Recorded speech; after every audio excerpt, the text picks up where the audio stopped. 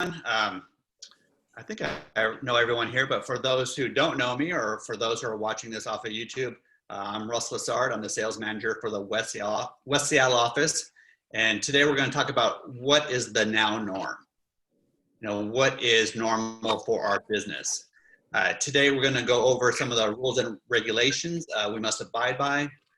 We have a couple of speakers as well. We have Maria Sotelo from the Burien office. We have Ramon Myers from the West Seattle office. During this time, feel free to ask questions. This Zoom room is meant to be open discussion, so we can all learn from each other. And remember, we are all going through this quarantine together for the first time. So we're gonna learn from each other and learn from our experiences going through this. So the norm for all of us, there's gonna be a lot of similarities, especially when it comes to county, state regulations and the Northwest MLS rules. However, it's going to be slightly different just based on all of us are independent contractors. So we have the ability to work in various and different ways. One is, how we interact with our clients, how we communicate, how we prospect from your clients, what are we doing for prospecting, how we work from home. We're working from home more. So that's kind of going to be different for all of us as well, but all of us being together, talking, collaborating, we can kind of see what are the things we do that are similar. And those are the things that are basically the now norm. And there's going to be a lot of things we do differently that's going to be normal for some agents and not for others. But being here in this group, you can listen to other agents and say, hey, I like what they're doing. I'm going to bring that into my business. And maybe that's going to be your now norm. And so what I'm going to jump into now is kind of the Northwest MLS rules. So there's new protocols that took effect on June 5th. And it's for phase 1.5 and phase 2. So we're not quite into 2 yet, but some of the permitted in-person activities are the same. So number one, in-person activities must be by appointment only. 2, real estate brokers and industry partners such as appraisers, inspectors, photographers, stagers must wear cloth face coverings and should encourage clients and customers to do the same. As of right now, no more than 3 people, including the broker, may be in the property at one time. Those 3 people in the home must strictly follow the social distancing guidelines by remaining at least 6 feet apart at all times. No real estate open houses or similar invitations to view a property without an appointment shall be permitted. And going back prior, a broker may not leave a third party unattended in a property. So these are, for the MLS, these are the now norm. It's completely different than it was 3 months ago. And what we have right now can be, or in 2-3 months from now, it can be completely different than right now. But for MLS rules, that is the now norm. So make sure you're familiar with those. We'll go over a few other topics as well, but I'm going to jump over to our guest speakers. So I want to introduce first Maria Sotelo from the Burien office. Maria is last week's Buffy Award winner for the Burien office. And for the month of May, she was in the top 10 of agents in her office as well. So welcome, Maria. Thank you for joining us, and we'd love to hear from you. Thank you. So thank you for the invitation. So Rose and I talked about last Friday, right? About a lot of things and about what is gonna be my new normal. So I know that this is not something new to all of us, having conversations with clients or prospects using these amazing tools such as Zoom, right?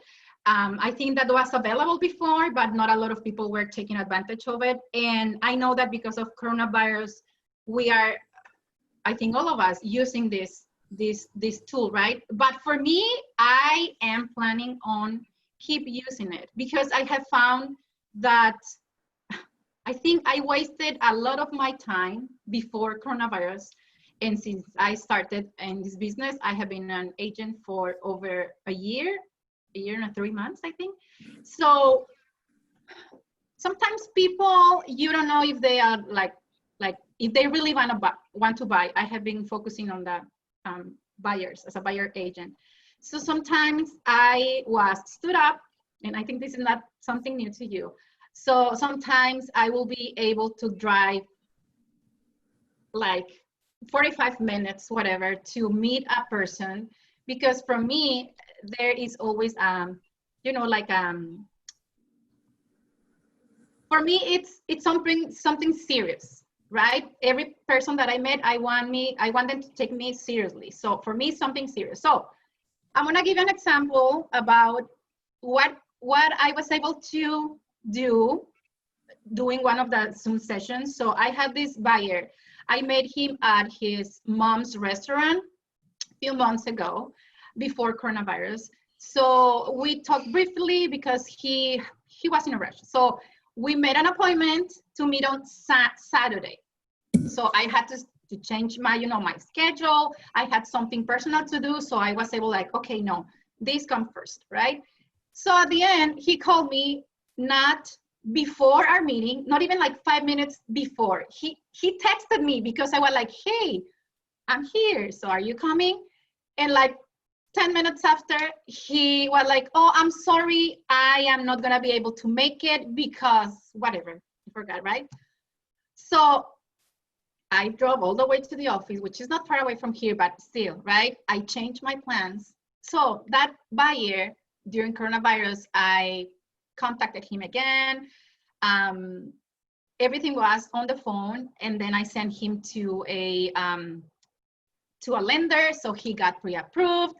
And then I told him, hey, I would like to have a Zoom meeting with you, right? So we can see each other face to face. For me, it's important to put always a face to a name, right? So for me, it's important that the buyers or clients, whatever, feel like what type of person I am. And on the phone, you know, you can be, I don't know, distracted or something, but if you see people face to face, I like that. And I am a social person, you know that, so I like to be around people. But we made an appointment. On Thursday, we had this clock hour class. Clients Go Green, I think was the name of the class. So I was like, yes, I'm gonna take this class. And I made the appointment with them because it was him and the wife. Right after, like 10 minutes after, 4:10. And I told him, hey, I have another appointment, so I am able to have that Zoom meeting at 4:10. So he was like, oh, perfect. So I was sitting here in front of my computer, I took my class, and then I immediately opened the Zoom meeting, 5 minutes, nothing. And then I was, hey, so I'm here. Let me know if you have problems accessing the information, the link that I sent you, right? And nothing, 15 minutes, nothing. But while I was waiting, I waited 30 minutes. I think that's a long time, right? But he was already pre-approved, so he was ready. He's ready to buy. So after those 30 minutes, or during those 30 minutes, I was doing stuff. So I was not frustrated, you know, like maybe in a Starbucks or at the office or whatever, like just, you know, doing nothing. I was working. So I was not mad. I was like, oh, really? And then after 30 minutes, I had to like run an errand. So I told him, hey, I'm so sorry. It's been 30 minutes. I cannot keep waiting for you. And then he texted me like immediately, like, I am so sorry. Something happened. I forgot or whatever. No, his son had his phone and he forgot. He was cleaning and he forgot. I was like, this is important. So I was like, okay, we can reschedule for today, like later today, that was for 10, at 6 p.m. or another time. I think it was Friday, you know, this other time. So he was like, oh, no, please, let's do it today.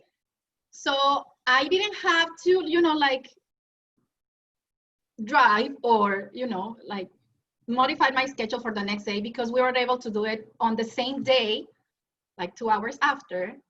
And we did it by Zoom. So I was like, you know, I'm gonna keep doing this. I want to meet yes, buyers, but sometimes they are not even, they think that they can buy and they don't have any information. So when you start talking to them, they realize, and you realize that, you know, you are not even ready, or you are not working, or you're whatever, right? So instead of wasting a lot of my time, gas, I have saved, you as well, I have saved a lot of money on gas.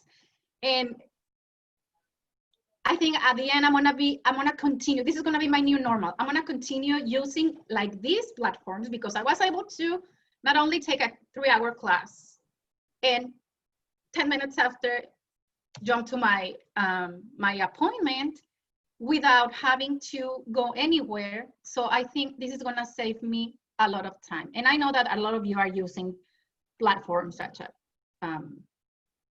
Microsoft Teams, or, you know, Zoom or Skype.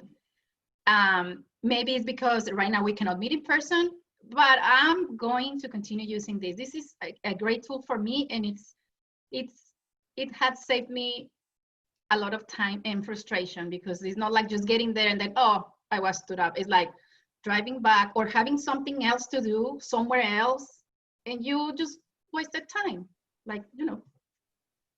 Right. Yeah, 'cause I know, Maria, when we spoke earlier, you're saying you like to be face to face with your clients, and that's why you like to drive to go meet them face to face. Yes. But when we're talking, you're saying, you know, you use Zoom now. So with Zoom, you're not having that travel time, and then you're not having, of course, you're going to leave early to try and meet your client early, be there early. And sometimes even for myself, I've been on my way. My client says, oh, I'm going to have to reschedule. Oh, you know, I'm going to be 30 minutes late, and you're already halfway there. You have no choice but to continue on. But for you, what you're telling me is now you don't have to drive. You're just at home waiting for your meeting via Zoom. So you're not wasting time, wasting gas, you know, trying to meet a client who may or may not be there. When we were talking, okay, so you're saving time. What have you been doing with that extra time that you've been saving? Well, we were talking earlier in the meeting that working from home, I think we talk about this, you and I, Russ. Right. Yep.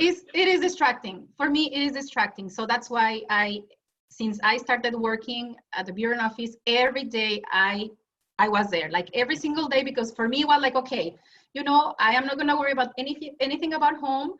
I'm gonna, you know, focus just at the office. So I'm not saying that this is like something bad. One thing is like, for example, I have been able to cook every day, and my husband comes to have lunch with me every day, right? Before I didn't have that. So I think. You mentioned you're taking like classes as well, extra Yes. classes. Yes. So you're saving. The example that I gave you, I have taken a lot of like few clock hours and a lot of classes. Like really, sometimes it comes through my email, like, yes, immediately. I click like, yes, I want to register.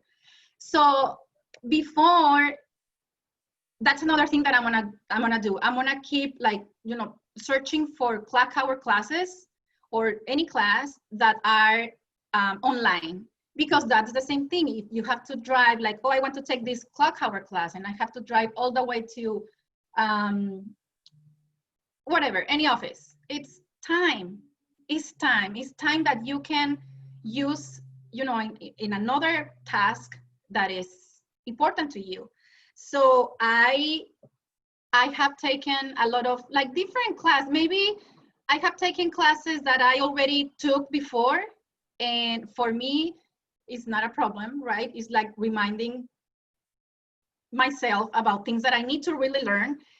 It's like watching a movie for a second time, and you're gonna see, or, you know, grab things that you didn't see or heard before. So it has saved me a lot of time, and it has given me the opportunity to be in one class and then half an hour after another class. So I wouldn't be able to do that if those classes were, you know, like one here, like the bureau office and the West Seattle office, right? I know that you guys work together too, not put the class like back to back, but with this tool,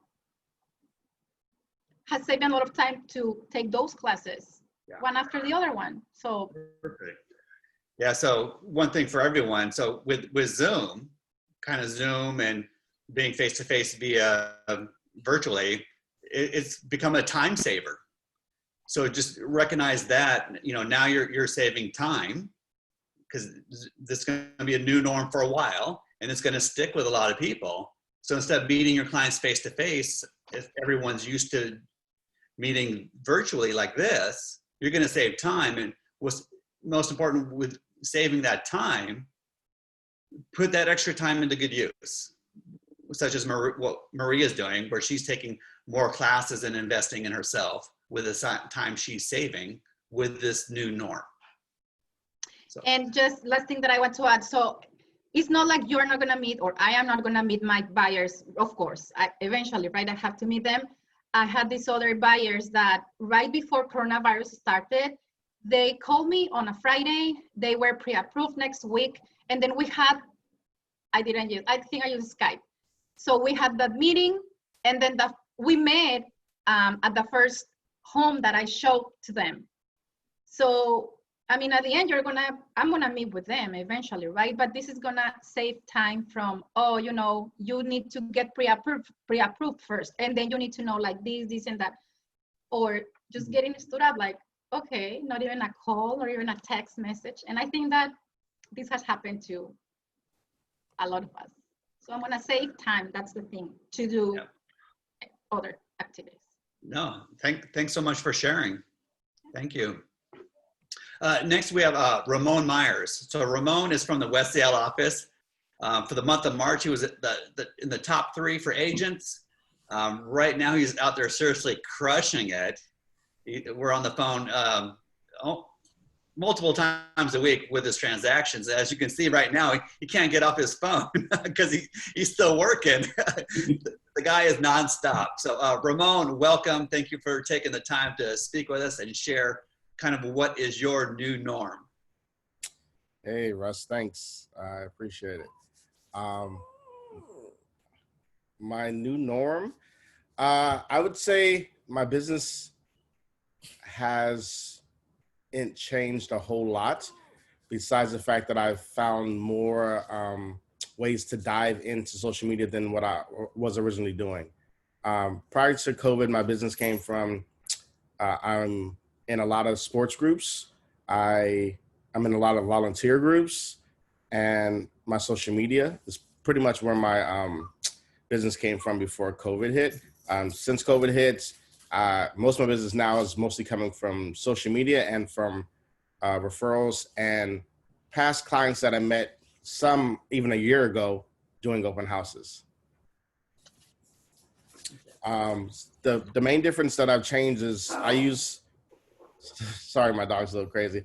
I use social media in groups. So I've been actively joining a lot of different social groups that that intrigue me and that I have kind of a history in. So business groups, so any group on social media that contains a business in Seattle, I join those groups. I join sporting groups on social media. I join, I've joined literally 30 groups, so I can't really name each one that I've joined, but I join the groups and then I kind of infiltrate the group. I comment on posts. A lot of the groups have different posts where they do, hey, how can we support each other in the community? What are you doing to support the community? Like, what business do you have? And then they create a thread about all the businesses. So I post my business in there.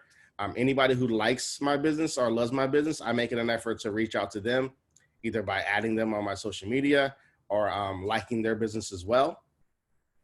So I've changed a couple of different things.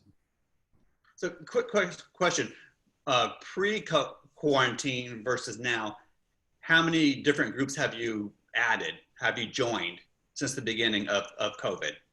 Oh, I've joined like 15 or 30 groups since the beginning of COVID. Okay, so in the last 2 to 3 months, you've joined an extra 15 groups. Yeah, I realized that the human contact has been a lot different since COVID hit. So I had to find a way to stay in front of people because I was told that you have to talk to a certain amount of people a day. right? Like you have to have a number, you have to hit that number, you have to talk to at least 10 people a day. So I was like, how can I talk to 10 people a day? And not necessarily just talking about real estate, but letting them know that I do real estate in our conversation, but I'm not leading with the fact that I'm in real estate. So the only way I can really do that now is either by the phone or by the computer. So I was like, let me get on my social media and start talking to as many people as I can a day. Mm-hmm. Yeah, we also talked about your SOI. So outside of the groups you joined, with a quarantine and the new norm, what have you done with your SOI that's different versus pre-quarantine? So most of my SOI is through my social media. I have never really been one of the pick up the phone and call my friends and family and talk to them. I talk to my family mostly through social media as well. Like it's literally the way that we communicate. So with that, and I had to take into account as you said, the pandemic, what's going on, and also the protests that have been happening for the last week and before that, is that how do I let people know that I'm in real estate, but I don't act very insensitive to what's happening in the world. So instead of just posting stats, So instead of just posting stats and stuff like that, it's more like, hey, this is what my business is doing to help people in the community. Hey, do you guys need any food? Do you guys need me to drop something off? Like, can I run to the grocery store for you or for your parents because they can't get out themselves? It's how can I help you with the pandemic? And then they also see that I'm in real estate. So it's not really real estate specific posts. It's how can I help you? Like I've always, even before real estate, like, and my current job still is, I'm a counselor. So I work in the community. So it's always been about how can I help you? And then in return, people just come to me because they see that it's basically like, I care about you as an individual. I care about the community as well. So it's like, I care about the community, so I'm not going to screw you over. So I'm going to do my best to help you. So you know that when you come and talking about real estate, I actually genuinely care about you. Yeah. Hey, Ramon, how do you keep up with all the social media? Because I've joined a lot of groups too, but I mean, how do you set it up so that in Facebook or Instagram or that thing, that when people comment to you directly, that you're getting some kind of a notification so you can respond pretty quickly? Because I'm finding it gets lost, and sometimes I don't see comments for a day or two, and I know that's not good. So at every group that I join, there's 3 bubbles that happen to be at the top of the page, and I click on those, and it has like the settings in there, and then the settings, it has a notification tab. So I click on the notification tab, and I change it from none to all. So every message in that group that somebody posts, I see. How does that not drive you crazy when you're just trying to be able to respond to the people that are talking to you directly instantly versus being part of the overall conversation when you have more free time to sit down and go through the comments? I think that since I've kind of grown up in the phase of social media, it's a lot easier for me because it's literally been my daily life. Okay, excuse me, can you call me old here? Just kidding. Literally, my life is social media. I was hitting at the park with some friends, throwing a softball around, and they were like, "We can tell that you're single because you spend all day on your phone." Because literally, my phone it's my business, it's my life, so my phone is always attached to me. Same with my clients. I tell my clients, if you text me or call me, and I'm awake, I'm gonna answer the phone, right? And if not, I'm gonna call you back. I'm not an agent who says, oh, I work from 9 to 5 or 9 to 7. And then please call me tomorrow morning at 10 a.m. if you have any issues. If I'm awake at 8 o'clock and I'm watching something on Netflix and you text me, I'm going to respond back. Okay. I make myself totally available. And then when I'm on vacation, I'm on vacation, right? But if I'm working, I'm an agent. So to me, when I became an agent, it was 24 hours a day if I was awake. I know. Okay, thank you. Can I chime in really quick? Just for Barb. Yes. It might be a good idea to just schedule some time every day to check on your social media to respond. Like, even if it's just one time in the morning, just so you're not, like you were saying, sometimes you realize you didn't respond for a full day or something. Yeah. Spend like 30 minutes or so. Just I think if I check my phone for a text or for a call, I also check my social media. Okay. Like Thank you. anytime I open up my phone, I check my social media. Okay, I'll have to look at my settings better. And I have an iPhone, so it lets me know how many, like, the little bubble tells me, like, it tells me how many comments or how many people, like, messages I have. So if I see a message, even if it's just one, I click on it. So that's in your notifications on the front of your ice cream? Yeah, in front of my ice cream, like, you can see, like, it has the thing. So, like, I have 4 right now, so I need to check that. Okay, I'll see if I can set that up. That's cool, thanks. Yeah, great, thank you. And I know with Andrea, when Andrea was on Zoom Room talking about her social media, when she posts something, she blocks out a time of 30 minutes to an hour. So after she posts something, she's there to respond and interact with anybody else making comments. So if you're not as active and on top of it, like 23.5 hours out of the day, like Ramon, you can post something and block out 30 minutes. So while you're waiting for comments during that 30 minutes, take the time to comment on other people's posts as well. But you can block out time, and that's just time management. And I think that's the beauty of like scheduling ahead of time too, because I auto schedule all of my posts. So I know ahead of time when they're going to go up. So What are you using for auto scheduling? I use a program called Planoly. I could type it in the comments. You can use it on your phone or on your desktop. So I just auto schedule and it goes to Facebook and Instagram. But it's just nice because then I know, like yesterday, I knew what time today I need to interact. That's a good idea, because if I see something, I'll post it, and it's just completely random when I post. Yeah, mine is more random. I just post, and then as the comments roll in, I respond back. If I'm not doing anything, I'm like, why not respond if I'm not doing anything? I understand Andrea's like scheduled posts, because if you're calling your spirit by phone, if you're, looking at your emails, if you're reading contracts, if you're doing all this different stuff, you probably need to schedule it out. Yeah. And I still do random stuff too sometimes, because your instinct tells you when people are interacting more sometimes than the scheduling app tells you when people are on, because it's just a prediction of like what is your best time to post. But like Ramon was saying, it's just also doing it organically is good too. It's a matter of what works best for you and what you're comfortable with. So there's a couple different options, and I'd say for the rest of the agents on here, it's just do what you're comfortable with and what works best for you and where you want your business to go. I mean, if you want to grow your business, maybe you have to do a little bit more social media, and it's completely up to you. One other agent I did have the chance to talk with as well was Jennifer Huggins from the West Seattle office. And for her, what she's done and what's the new norm for her is more check-in calls. Checking and say, how are you doing? And that's something she's going to continue to do as well. And with listening to Maria and Ramon, that's kind of the things I've seen, and even talking with the other agents, they're in more communication with their clients and with their sphere of influence during these times. And that's what they plan on carrying over. That's going to be the new norm for their business, even as we go back into what we deem as what was normal in the past, which we're never going to get back to.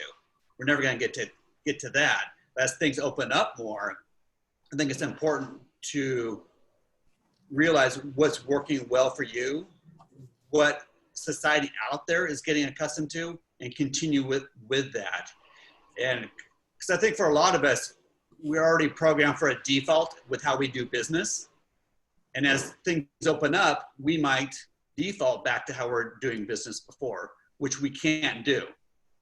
The way we did business 4 months ago is going to be completely different. So we can't be wired to go back to that.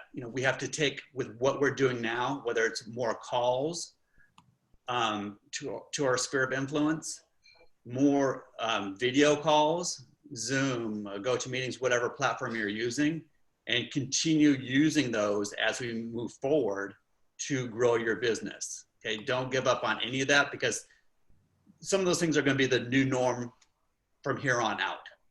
I think Definitely, go ahead, Ramon. Sorry. I think that everybody has a different way that they do business, obviously, and they've been successful in that. But I think if you're not using social, this time right now should have showed you that social media is a really big part of what your business should be. Mm-hmm. It's a lot easier for you to get clients through social media than it probably would be doing an open house and having to meet them face to face and trying to show them that you're a legitimate person, that you know what you're talking about. Social media kind of makes that a lot easier, but everybody has their own way of doing it. But I think if you're not growing and changing with the market, it's going to be hard. Mm-hmm. I think a lot of people use social media as a search engine too, just to like scope you out ahead of time. Like if they hear your name, they're probably going to search you on social media before anything else, because it's more honest.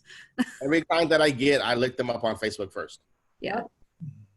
Well, especially if you were going to, in the past, when you're going to go to meet somebody you don't know at a house, or they want you to do a market analysis or see a house, it's like, oh yeah, look them up and make sure that, you know, they're for real, because just safety wise. And so you know who to look for. That's true. Their face. I love what Ramon was talking about earlier about joining those groups. I've been, for the last year and a half, 2 years, I've been begging people, please join Facebook groups, because you have the opportunity to interact with so many people in a very intentional but simple way, right? You don't have to go meet them at their space. You can do it from where you are in whatever space and situation you're at. You can be waiting in line and be connecting with people. It's such an avenue, especially those groups are such an interesting avenue to explore and to kind of, well, like Ramon said, infiltrate, right? A little bit, get in there a little bit. I'm dying to hear what other people are doing. I know that people are doing all kinds of interesting things that kind of are aiding their business, whether it's lead gen or other stuff. I'd love to hear what other people have got going.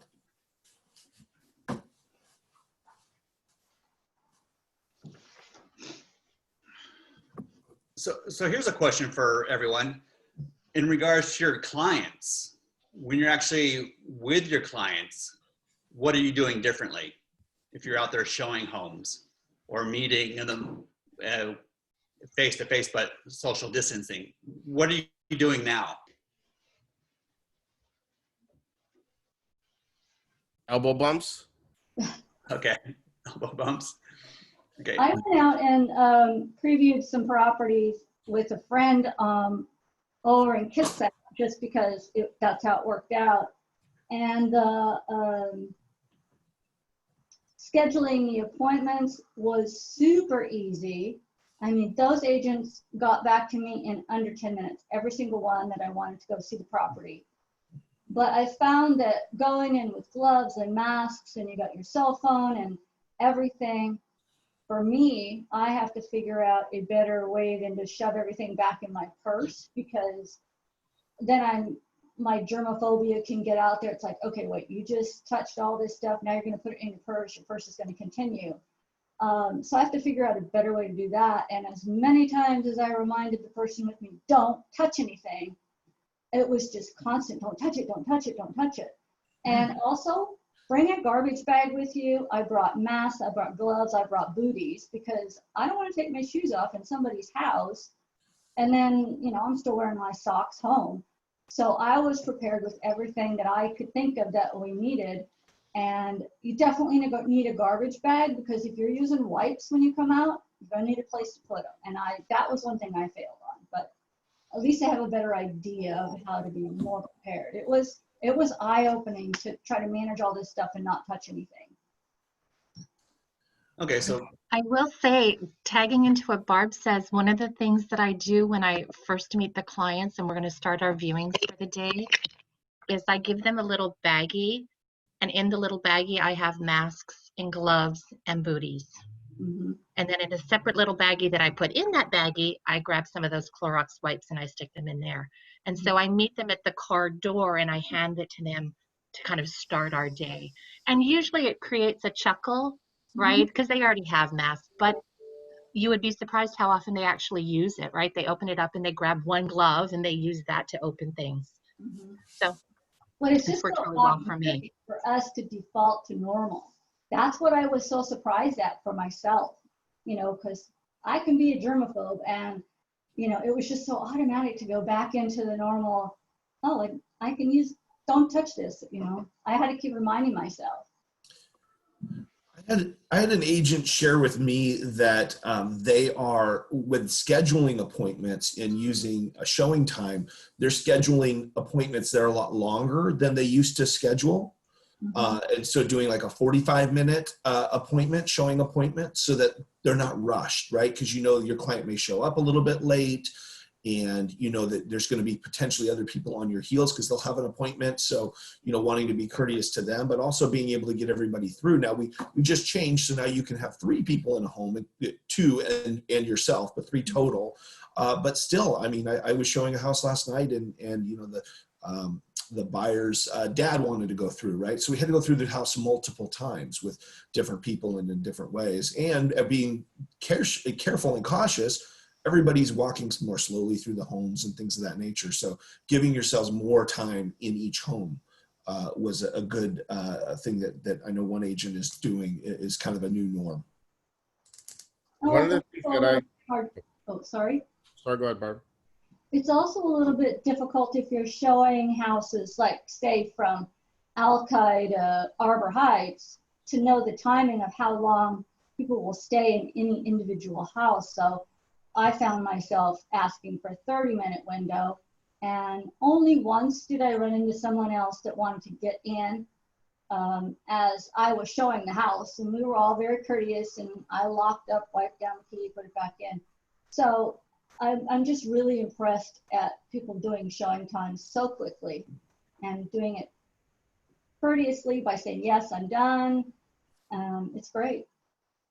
One of the things that I do when I show a house is that I go in first and open all the doors and turn on the lights, so they don't have to worry about touching anything in the house at all. That's a good idea.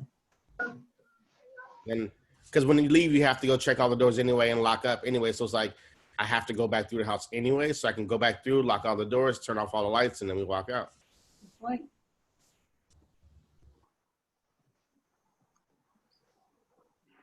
You're on mute, Cassandra.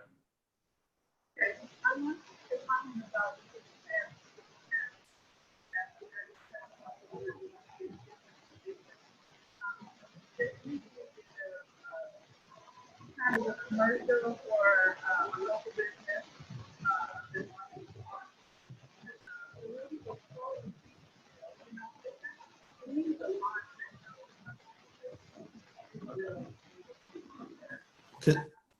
Yeah, go ahead, Jay. Yeah, Cassandra, there's something wrong with your microphone. We're not getting any of it. So maybe if you type your question or statement in the group chat, then we can relay it. But there's something wrong with your audio. I'm sorry. I just was going to add that I always take my not hand sanitizer, one of those cleaning wipes in with me. And I've gotten used to handing one to my client and saying, if you're going to open anything, use this. And that way I can disinfect as I'm leaving. So anything I open, anything I touch, I'm wiping down as we go. So I don't have to go back through later and clean it up afterwards. Plus, I don't know who went in before me if they wiped down anything. So it just makes it safer for me. And that's what I do. Where did you find your wipes? Are you buying them in stores anymore? We got it from Costco or Fred Meyer, Kroger. They say they're or viral type things.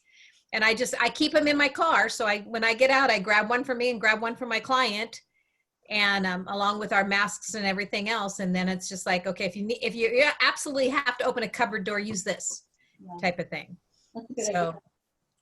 They're cheaper than gloves,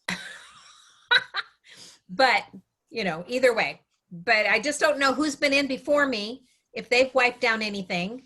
Yeah. My particular seller wipes down everything before it's shown, and she wipes down everything when people are done and leave.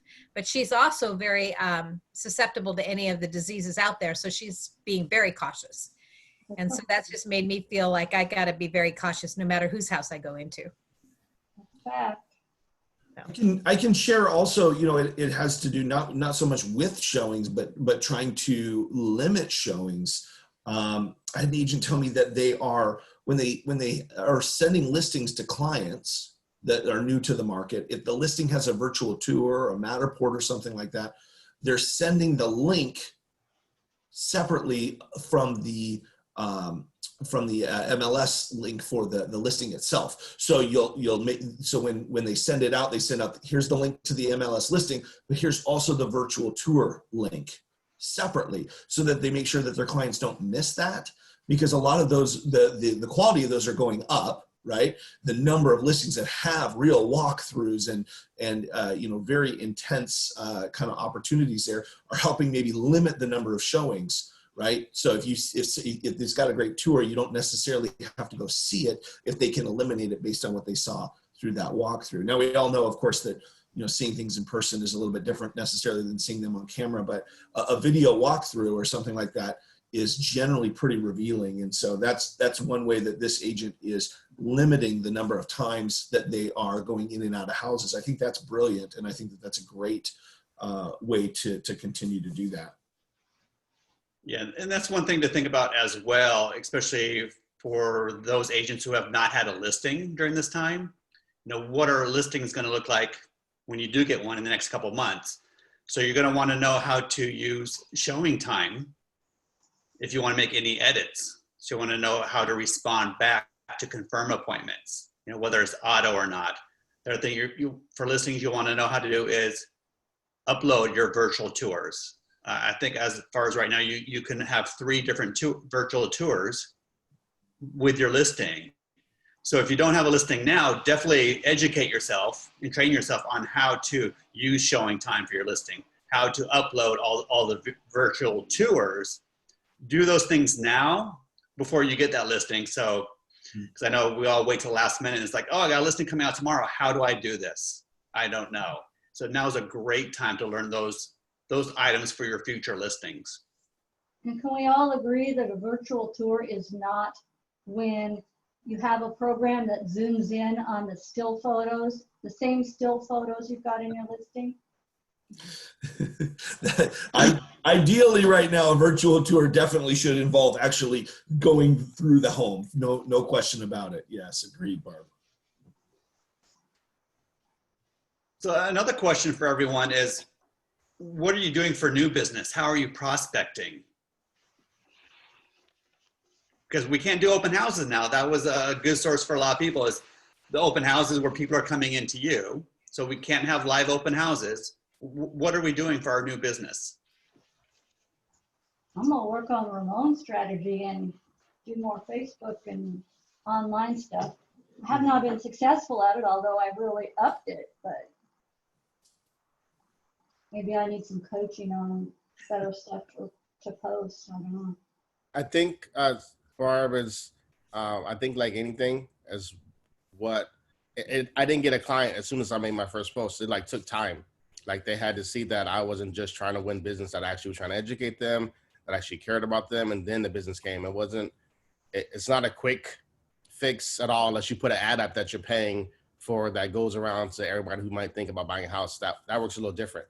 But my daily posts are all authentic and they take time and people see that I'm in real estate. And I had to understand the algorithm of Facebook, whereas if enough people post, then more people see it. And the more people that post, the more people that see it. If a lot of people aren't commenting or commenting on the post, it's not going to see a lot. And I have over 2,000 friends on Facebook. So I actively comment back when somebody comments so that it gets to more people. Have you figured out the landing pages very well and the pixels and all that? No? Okay. Russ, Tay, do we have anybody that's doing the landing pages that, I guess RS Media or one of those has a class on the back end of our website? Yeah, I mean, we can help you. The office administrator in each office, can help you create. Well, and really, Kaya maybe in both spaces can help you create a landing page. Yes, on that will go to your website. Yes, that's something that we can assist with for sure. And I do think there are some instructions on the back end of your website under Reliance on how to do that. I'm not positive. I'm pretty sure there are some instructions in there as well. Well, tech support on the back end of our website is usually pretty good too, so I can help them. Yeah. But I know that's something that Kaya has helped. Oh, yeah, there she goes. She posted it in the group chat that she can help for sure. Not in the next 48 hours as we're trying to reopen. we're a little busy the next 48 hours, but Kaya has definitely been a great resource for that. Thank you, So Kaya. you're gonna have to go down and wipe down the whole office? Oh, there's all kinds of things to be done. We'll talk more about it at the sales meeting tomorrow, but you'll hear all kinds of things that we're doing. And how many of the windows did they board up last week when you sent out that post about stay Oh, away? I don't know that. I'm not sure. So I don't know. It's a good question, Russ, about like, how are people getting new business, right? I mean, at the end of the day, how do you put yourself in front of the bus more often? Ramon's got a great, way to do that, but I am curious, are other people doing other things to get in front of their clients? Yeah, so here's one other suggestion as well. So whether you have a listing or don't have a listing, do a virtual tour, for your own listing or for another agent's listing as well, especially if it's vacant. I don't think the listing agent would mind if you go and host your own virtual tour and promote it on social media. Put it out there to your SOI. Hey, I'm doing a virtual open from 12 to 1 on Saturday. Please log in. Or have them call you or email you with the directions on how to jump in on that virtual tour. By doing that, you're getting their contact information. You're getting their phone number or email address. So you're getting a lead right there. You can put a sign, correct me if I'm wrong, Tay, you can put a sign in front of the house stating virtual tour from 12 to 3. Call this number or email this for the link. You can't allow anyone in. No. But you can have that sign outside for when people drive by. Outside that, the listing itself, I wouldn't be putting them on street corners, but yeah, you could definitely put a sign up that said the virtual tour is coming. The other thing that I love about that idea, of course, if you're going to do somebody else's listing, you need to get their permission. But the other thing that I love about that idea is if you're putting it out to your SOI and to your Facebook and people that know you, even if no one attends, everyone is noticing that you're doing something a little different. Right. You're offering a service that is new to them, and most people have not come to a virtual open house, right? And so even if they choose not to join in and not to do it, you'll get to spend that time doing whatever work you need to do. But the reality is you're continuing to market yourself as somebody who is retooling their their business and how they do things, and really you're creating this environment where you're putting yourself a step above. And I think that's awesome. Even if not one person shows up, it can be a huge success. And if you continue to do it and people get familiar with you doing that, it can only pay off more and more. I think it's awesome. Plus, also, if you put that sign out with your name, number, email address for the virtual tour, neighbors are seeing that. Mm-hmm. Maybe they're thinking about selling in the next month, 2 months, 6 months. Hey, this agent does virtual tours. Hey, let me talk to him about that. They're either going to call you or catch you on the way out and talk to you on the sidewalk. Yep. So those are just a couple of ways to pick up new business during these times. Yeah, for sure. On the open houses, we've seen some of our agents too here recently doing virtual brokers opens, which is something that you can offer to sellers, and say, hey, we're not able to do in-person open houses, but we can do virtual brokers opens, and I can get agents from my office and other offices to come and see your property as I walk them through it live and virtually. Again, just kind of retooling your toolbox and saying, hey, here's some things that we can do to market your property in a new, different, creative way, given the circumstances. And I think that having a number of those available to share with your clients is really going to be so important going forward. Russ, back in the beginning, I forgot, you asked me what I was doing. I was different, and I kind of just focused solely on social media. But another thing that I've been doing that's different is I've been taking more time to, I don't know what the correct word is, but I've been reaching out to my vendors, right? So my lenders, my cleaning ladies, I've been reaching out to all of them, asking them how they're doing, and just talking to them about what's going on. And I've got business from all of them. I got business from my lender, got business from my cleaning lady. So I've been reaching out to them as well and curating those relationships a little more better than I was before. Are you asking for business, Ramon? Are you saying, hey, think of me? You mean with my lenders, I am. I'm like, hey, so how do we get more business, right? You're trying to get businesses like I am.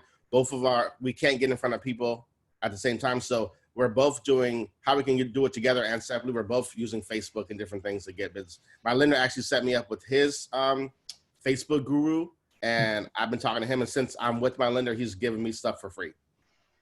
That's great. That's great. Great. Cassandra's got a note there, Russ, in the group chat. Yes. Yeah. So Cassandra commented, she did a video for a local business in Normandy Park, Lamb Bistro. So she did a video for them. I'm assuming you uploaded that to social media, and basically, you know, that business owner was appreciative of her doing that. And one thing you can do, especially if you're familiar with stories, whether it's Instagram or Facebook, go to a small business, take a picture of their product, whether it's one thing I've done, iced coffee. It was a new coffee shop, went there, took a picture of my coffee with their sign in the background, posted it on my stories. I tagged the business, and they were grateful. They posted it on their story. Mm-hmm. So it's showing my post with my name up there for all of their customers as well, all of their followers. So that's one thing to do to generate more exposure as well.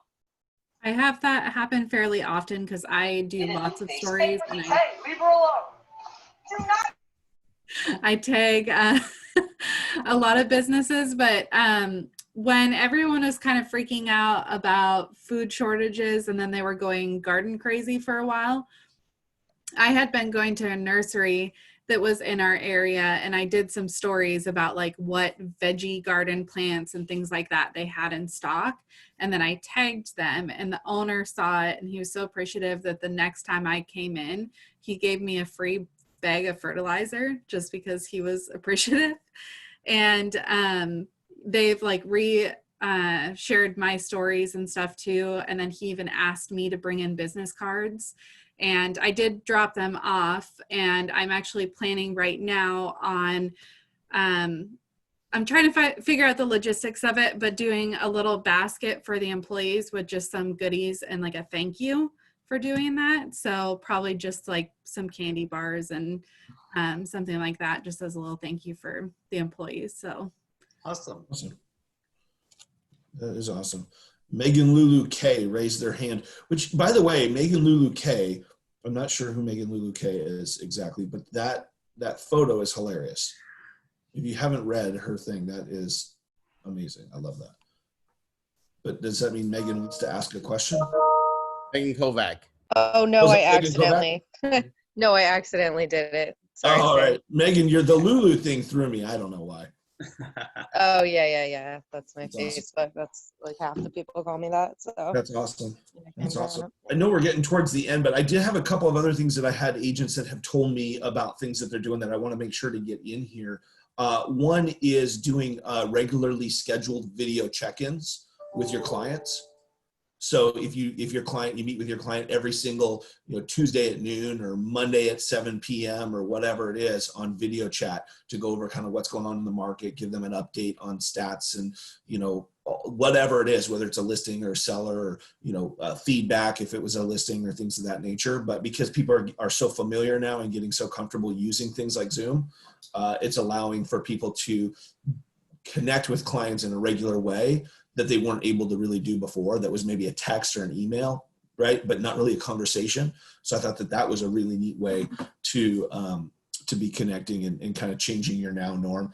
And then also creating a marketing page with the new things that you're doing, right? With the ways that you are marketing yourself and your listings and things of that nature. So all the things that you're doing differently now, actually having a marketing page that explains those and lays that out so that your clients, especially when you're talking to sellers, they can see, wow, this agent is really aware of what's going on and is making all kinds of changes and adapting to the situation to help benefit me better. I thought those were really good ideas and I wanted to make sure to share. Oh, great. And not to take over, can I share one more? Because I'm excited about this. Absolutely. So, do you know the little libraries that are in neighborhoods? Mhm. I made bookmarks that are branded, but they're actually like still cute, so someone won't throw it away. And purchased some of like same book of my favorite books, and I'm writing a note in all of them about like this is one of my favorite books or whatever, and then putting the bookmark in it so that if someone picks it up in their neighborhood and reads the book, that my note and the bookmark is in there the whole time. So Nice. Good idea. kind of a small little thing, but yeah. Awesome. Yep. Any other questions, comments from anyone?